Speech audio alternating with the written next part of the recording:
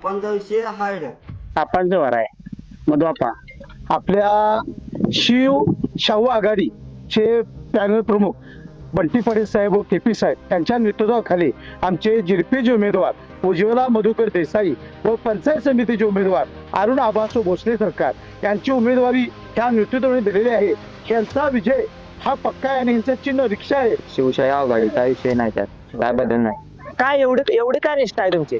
आमची म्हणजे लहानपणापासून आमच्या ढोरपर्यंत ठरलेलं आहे. बर, आणि आम्हाला पोहोचल्यात बी म्हटलं तर चालतं. तुमचं वारा आप्पांचं आणि सरकार आहे. पप्पाचा विषय हार्ड आहे.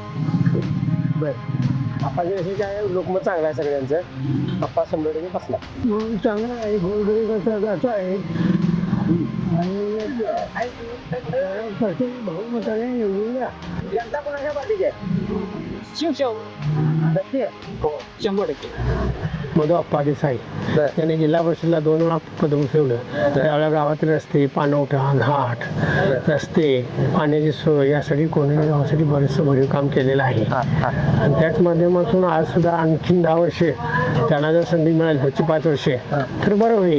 त्यावेळेचा विचार केला तर ह्या भागात दळणवळण, पाणी इत्यादींच्या सुविधांचा अभाव फार होता.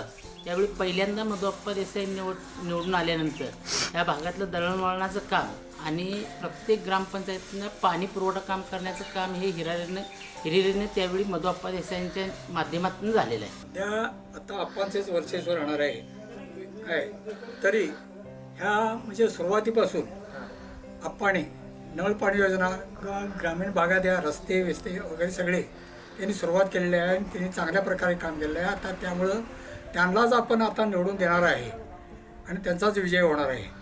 जिल्हा परिषदेच्या निवडणुकांचं वारात आपल्या अकोले जिल्हा परिषद मतदारसंघामध्ये काय कशा पद्धतीने वार आहे? आपांचं वार आहे मधुआपा. मधुआपा हे मौनी डेप्ट संस्थेचे चेअरमन आहेत. त्यांनी असंख्य शिक्षकांचं कार्य केलेलं आहे. सदस्य असताना आपांचं काम हे लाख मोलाचं आणि सर्वसामान्यांच्या गरीब दृष्टी आर्थिक दृष्टी चांगल्या असल्यामुळे ही सीट 100% निवडून येण्याच्या मार्गस्थ आहे. सामान्य लोक हे आपांच्या आणि बंटी साहेबांच्या परत बजू अण्णा, केपी साहेब यांच्याशी पाठीशी असल्यामुळे ही सीट ही निवडून येणार, यात काही शंकाच नाही. आपांच्या मार्गदर्शनातून आपांनी मौनी विद्यापीठ संस्थेमध्ये अनेक लोकांना नोकरी दिलेली आहे. परत ह्याच्यात कारखान्यामध्ये नोकरी दिलेली आहे. मुलांच्या शिक्षण वसतिगृहांचा प्रश्न मिटवलेला आहे.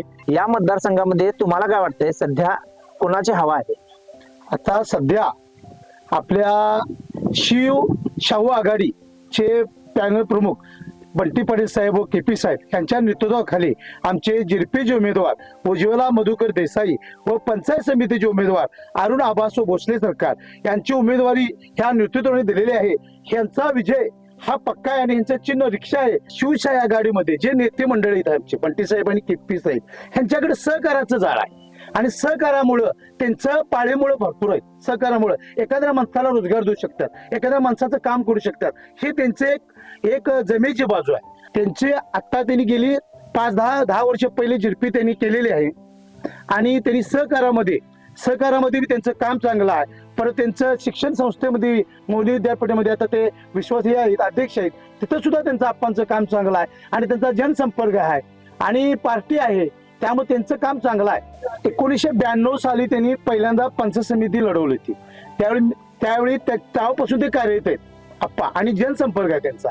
प्रत्येक माणसाची माणूस टू वाड्या वस्ती त्यांचा जनसंपर्क आहे आणि प्रत्येकाला आदरानं बोलवतात. त्यामुळे त्यांचं व्यक्तिमत्व चांगलं आहे आप्पांचं.